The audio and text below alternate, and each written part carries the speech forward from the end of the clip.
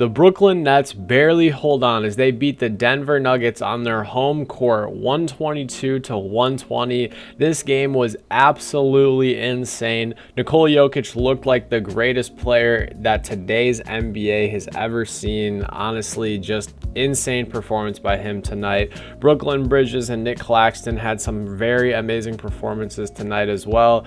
There's a lot to get into in today's video, guys, but before we do, I just want to say we're trying to upload every day for the month of March, and so far we are 13 uploads in a row. When this goes up, it'll be 14. If you're new here and want to support the channel as we're on the road to 1,000 subscribers, please be sure to consider hitting that subscribe button so you don't miss out on any of this daily content for the month of March. Without further ado, let's get started talking about the Brooklyn Nets. Wow, what a game for you guys. The Nets were seemingly sending the Brooklyn Blitz at Nikola Jokic in that third quarter and most of the fourth quarter. Whether Jokic had the ball or not, they had 2 or 3 people swarming him and trying to fluster him at all time, and I just thought that was just absolutely excellent on their part. Jacques Vaughn did an amazing job coaching tonight, and Brooklyn, all in all, I think it was that third quarter that won them this game. They outscored the Nuggets by 19 points, and they went on a 21-6 run in that third quarter. It was absolutely crazy. Tonight, Nick Claxton and Mikal Bridges looked really solid. Since the deadline, they've both looked really solid in their new roles, to be honest with you. Nick had a perfect first half, scoring 18 points and not missing a single shot from the field or free throw line. He only had 1 basket in that second half, but ironically, it was a really big buzzer beater on the shot clock, and it was a mid-range jumper, which you don't see a lot from for Nick Claxton. So my hat is tipped to you, my friend, for making that. And such a close game where you guys only win by 2. Every basket really does matter. Other than Bridges' last second free throw miss, which in hindsight doesn't really matter because the Nuggets missed that final shot to win it, he had a really solid game. Tonight he finished with 25 points and only 1 turnover. You can just see the energy that Bridges brings to this team, infecting the rest of the team in such a good way. A lot of the new acquisitions from the trade line did a really solid job tonight. Dorian Finney-Smith finished with 15 points and 5 3-pointers. Also 4 steals as well tonight for Dorian Finney-Smith. Spencer Dinwiddie tonight had a terrible game shooting the ball. He shot 0 for 7 from the 3 and 5 for 15 from the field, but he still managed to dish out 16 huge assists, and that was absolutely amazing. You guys know on this channel I talk about it all the time.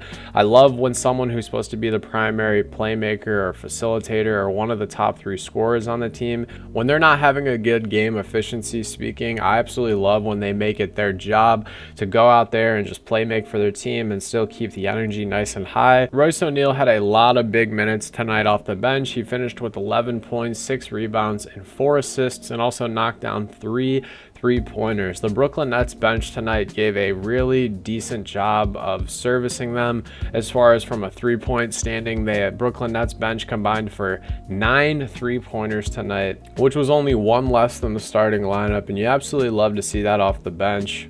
The Nets, to me, are just so interesting this season because they're in a very similar position to the Utah Jazz like they were to start the season. You know, the Utah Jazz traded away their superstar and all-star player in Donovan Mitchell and Rudy Gobert, and in return they receive a bunch of draft capital and various role players, and they go on a nice little run. And that's pretty much exactly what the Nets are doing right now. The Nets have so many guys that would get valuable minutes on winning teams like Royce O'Neal and Seth Curry and Dorian Finney-Smith and Spencer Dinwiddie. Even Nerlens Noel, who didn't see that many minutes tonight, he could probably be a serviceable backup center for teams needing some defense. The Nets right now, as I said, as the 5 seed, are on track to make the playoffs this year, and I really don't see them missing it, honestly. They do have a really tough schedule to finish out the rest of the season, but they're 7 games in the win column above the 10 seed, in 4 games in the win column, and 5 games in the loss column ahead of the 8th seed, so I would say the cushion is pretty big for them. Other than Mikal Bridges and maybe Cam Johnson or Nick Claxton, I just want to know what's untouchable here going forward. You just signed your likely coach of the future, and next season you have to officially start that rebuild by the looks of it, and it's just something to think about if you're a Nets fan. You also have a huge question mark of what the hell is Ben Simmons and what does his production look like going forward, but I digress. Really solid job tonight from the Brooklyn Nets to beat the NBA's best team in the Denver Nuggets. Did a really good job of trying to slow down Nikola Jokic Jokic in that third quarter. Really, really good job for you guys tonight. As for the Denver Nuggets, first and foremost, this third quarter was so interesting, and the entire first half was really interesting because the Nets got a lot of love from the referees tonight. The Nuggets got pretty much back-to-back technicals in the third quarter as they were called within 2 minutes of each other.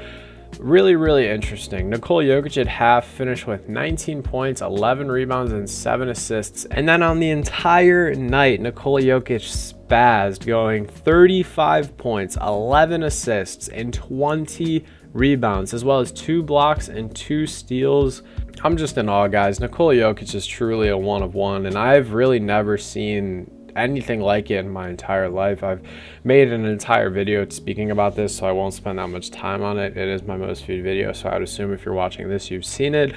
Nikola Jokic is just in a class of his own, and I say the words, I've never seen anything like it in today's NBA, and I'm talking about after LeBron James's and after the Steph Currys, and I realize that they're still playing today, and those guys were trendsetters for their time, and they changed the league in their own way. But guys, we just have never seen someone who's 7 foot plus and a top 3 heaviest player in the NBA just looking like the greatest point guard in the league and the greatest center in the league at the same time. I've never seen a team run so fluently through one player. In the third quarter, when the Denver Nuggets were getting swarmed by the Nets, and by the Denver Nuggets, I say Nikola Jokic, you could just see the entire team just not being able to put anything together.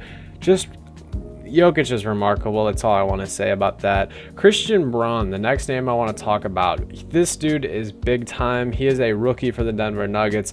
Tonight, he got 12 minutes off the bench once Jamal Murray hurt that knee and did not come back for the rest of the game. And he only finished with 7 points tonight and 1 assist and 3 rebounds. But these, if you guys were watching the game, were big time buckets, and he was making play after play for the Denver Nuggets. He also finished with a +9 box plus minus, while Jamal Murray had a -13. Really, really great game from him tonight. Michael Porter Jr. oddly sat the bench a lot tonight, and I think that's super interesting considering at half he was 9 for 12 from 3 and 3 for 5 from downtown and finished with 23 points tonight. It wasn't like he was in foul trouble or anything. We just did not see Mike Malone giving him a lot of minutes.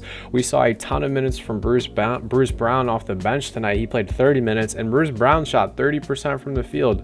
Not questioning your technique, Mike, but just very interesting decision making. Aaron Gordon tonight started 5 for 6 from the field and then proceeded to miss 4 shots in a row, and they were all, of course, in the fourth quarter when it matters most.